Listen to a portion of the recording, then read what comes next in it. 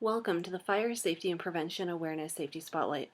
Review of this Fire Safety Spotlight will outline the responsibilities administrators and staff have in respect to the Ontario Fire Code.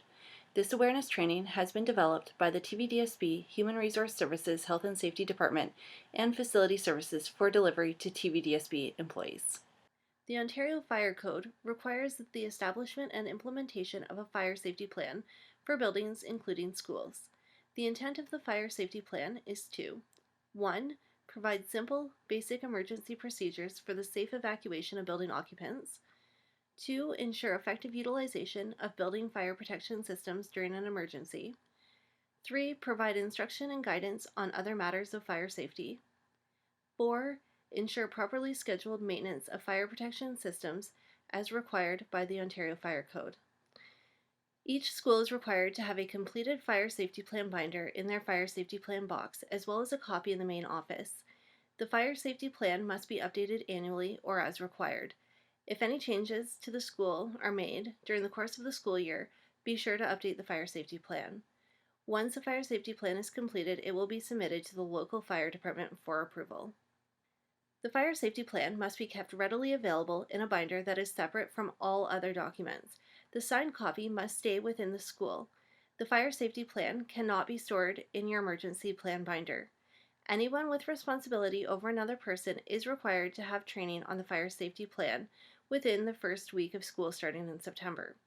The fire safety plan must be made available to fire officials on request or during an emergency. The necessary forms are located in the employee portal under Electronic Forms, LSS, School Effectiveness, Fire Safety. When a fire alarm system, sprinklers, or standpipe shutdown occurs, the fire department must be notified and informed of the extent and duration of the shutdown. Alternative measures must be established and put into place. The procedures to follow must be written down, authorized by the chief fire official, and stored with the fire safety plan. A notice must be posted in the area to advise occupants to call 911 in the event of a fire and to alert others via the backup evacuation plan. The fire department must be notified when the system is reactivated. Fire watches are limited in duration and area. Personnel must be assigned to patrol the unprotected area every hour until the system is operational. The patrol must be recorded by date and time and retained with the maintenance records for the equipment. A fire watch procedure form is completed at the time a fire watch is established, and a fire watch log must be completed until the system is operational. Fire routes must have approved fire route signage. Fire access routes must be maintained and accessible to the fire department vehicles at all times. This includes being clear of other vehicles. Extra diligence is required during construction or renovations, as the placement of vehicles, equipment, and supplies can block fire routes. Vehicles that are in the approved fire route is subject to ticketing by local bylaw officers. If there is no agreement in place for ticketing, the building owner may be charged under the Ontario Fire Code. Non-fire separation doors, for example classroom doors, shall be such that the door can be readily opened to permit egress without requiring keys, special devices, or specialized knowledge of the door opening mechanism. The Ontario Fire Code requires exits to be maintained free of obstructions which could hinder evacuation. This includes keeping stairwells free of combustibles. Temporarily storing combustible materials in stairwells is a contravention of the Ontario Fire Code. Stairwells must be clear so the space can be used as a safe haven for occupants during an emergency. Hallways offer space for materials such as coat racks, display cabinets, or additional seating. New coat racks in corridors must be approved by Facility Services. Display cabinets must comply with the Ontario Building Code to ensure compliance with regulations affecting accessibility. When the building is at a lower occupancy, chairs may be placed in the corridor on special event evenings such as parent-teacher interviews. During occupied times, corridors serving classrooms shall not be used for the placement or storage of combustible items such as desks, chairs, furniture, stationery supplies, etc. If a student must be removed from the rest of the class and their desk is placed in the hallway, they must be supervised. Students should be discouraged from congregating in the halls for long periods of time, for example, lunchtime. 1 or 2 non-combustible benches for visitors are permitted to be placed adjacent to the administration area, and non-combustible lockers and existing coat racks may be placed in the hallways, provided these items do not reduce the required width of the access to exit. Wooden benches or fabric-covered furniture shall be tested as per NFPA 705.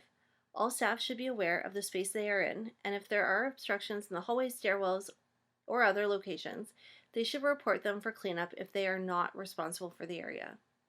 Designated fire doors shall not be blocked or wedged open at any time. This includes doors to hazardous classrooms and boiler room doors. A hazardous classroom is a classroom associated with high-risk activities, for example, art, tech, and science rooms. Fire separation doors may be held open when equipped with a magnetic hold-open device or where addressed in the approved fire safety plan. Someone must be assigned to ensure that they are closed when the fire alarm is activated. This person is listed on the fire safety plan. After school hours, when the building has a greatly reduced occupant load, custodial staff may temporarily block fire doors open for cleaning purposes only. Doors in corridors, including washrooms, where it is necessary for safety reasons to keep doors open, must have magnetic hold-open devices installed under a building permit. Doors that have been approved in the fire safety plan to be left open are to be supervised at all times.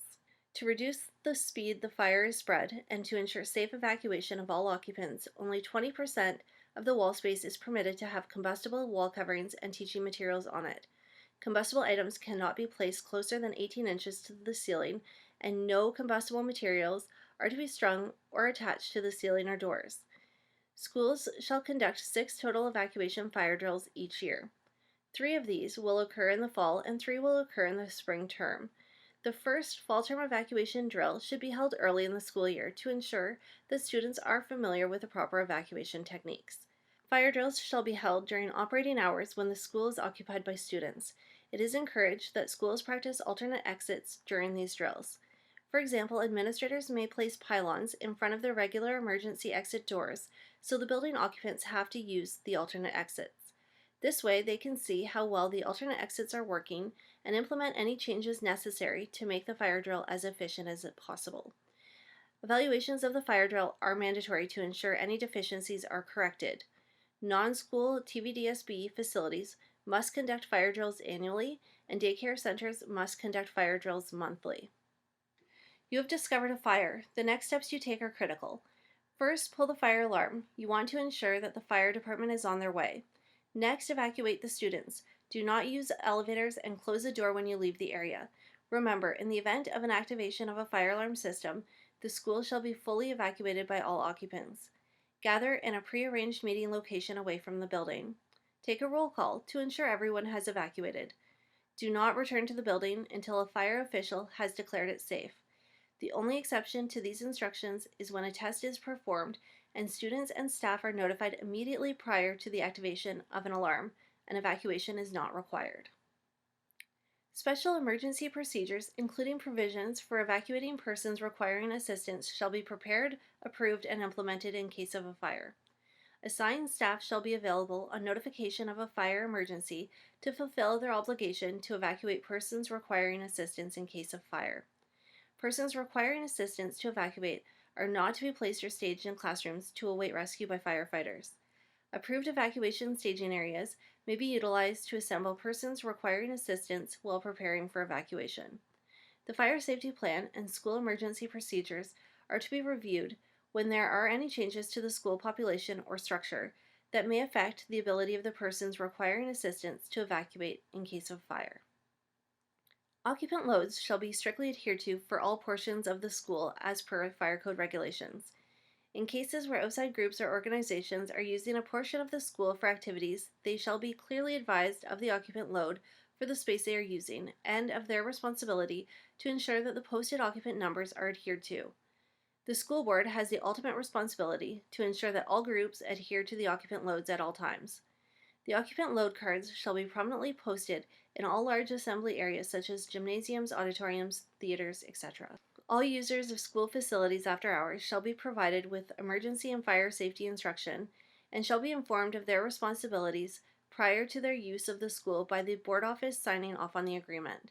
Emergency procedures, including emergency contacts 911, will be posted in areas used after hours.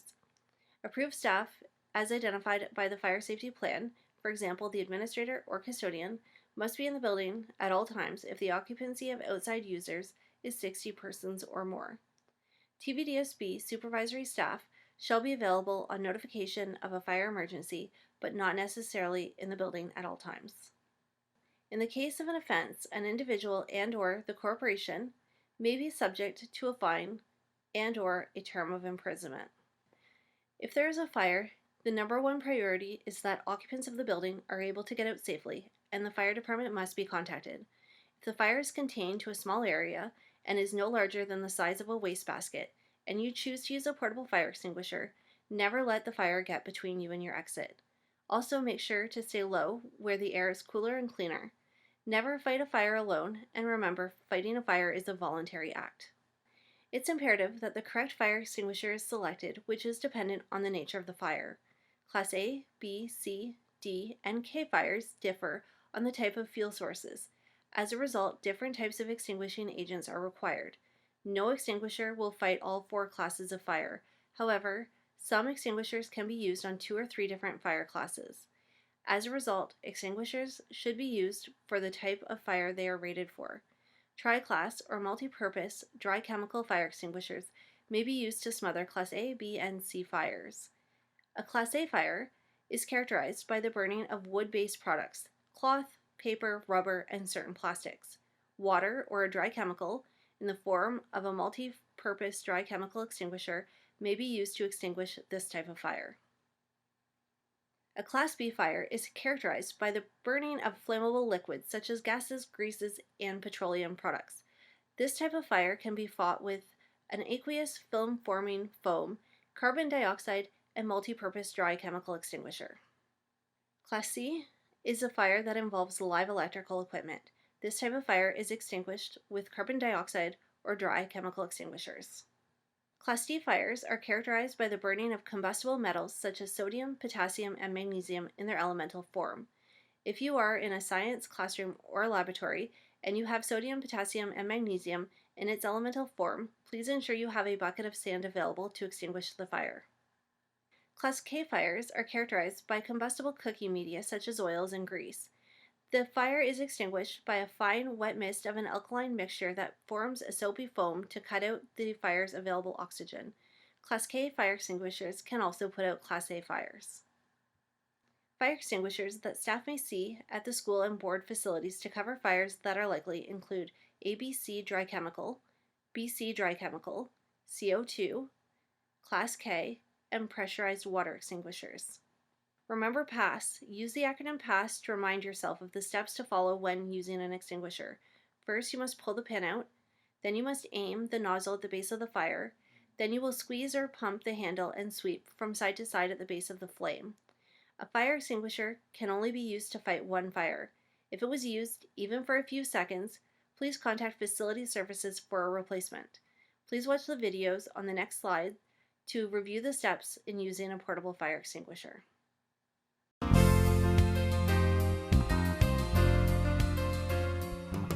Hi, I'm Joel with the Bremerton Fire Department, and I'd like to take a moment to talk with you about fire extinguishers. Fire extinguishers are a safe, effective tool for extinguishing small fires.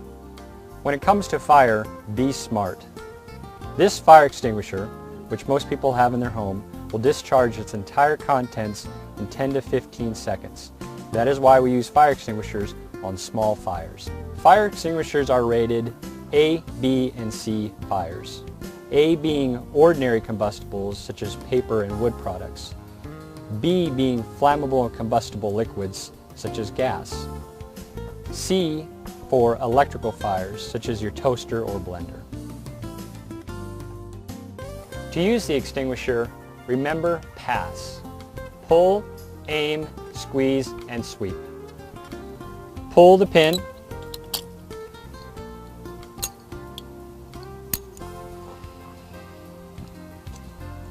Aim at the base of the fire, not the flames.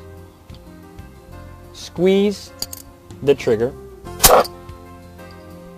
And sweep at the base of the fire. Pull the pin. Aim at the base of the fire, not the flames. Squeeze the trigger and sweep at the base of the fire. Some important things to remember. Always keep the exit between you and the fire. If the fire grows rapidly and becomes too large to extinguish, exit the area. If you are inside, shut the doors on your way out. Keep the extinguisher where it is accessible. Small fires spread rapidly. In summary, fire extinguishers are used to extinguish small fires. Never put yourself at risk by attempting to extinguish large fires. Possessions can be replaced. You can't.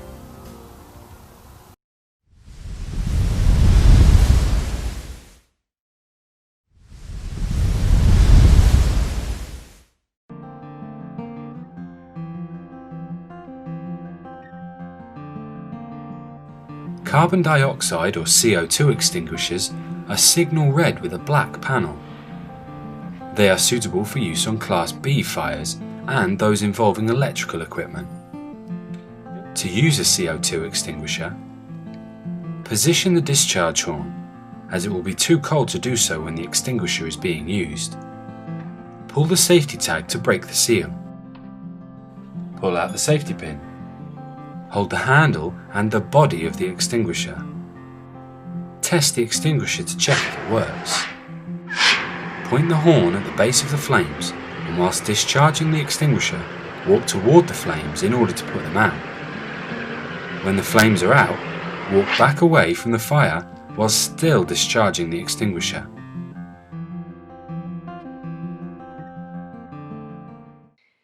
In order to avoid fire hazards and unsafe conditions in the building, all staff must refrain from unsafe cooking practices. In the interest of fire safety, personal cooking appliances of any nature should not be incorporated into instructional spaces. Ensure occupant load in all school areas is not exceeded. Refrain from using unsafe electrical equipment and wiring. Do not permit the accumulation of combustible materials in areas that would constitute a fire hazard.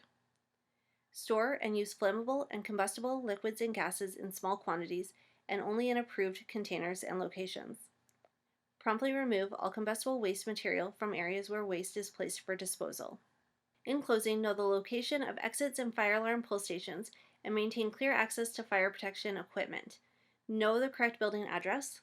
Never hesitate to call your local fire department whenever you need emergency assistance. Dial 911. You may need to dial 9 before 911 to get an outside line. Never silence or reset the fire alarm until the fire department gives approval. Keep exits, corridors, and stairwells clear at all times. Keep fire doors and doors to stairways closed at all times. At no time should doors be chained. Report any unsafe conditions to the supervisory staff. Participate in fire drills. This has been your Safety Spotlight for fire safety and prevention awareness. Please direct any questions you may have to your supervisor, and please remember to confirm receipt of this training in your employee portal.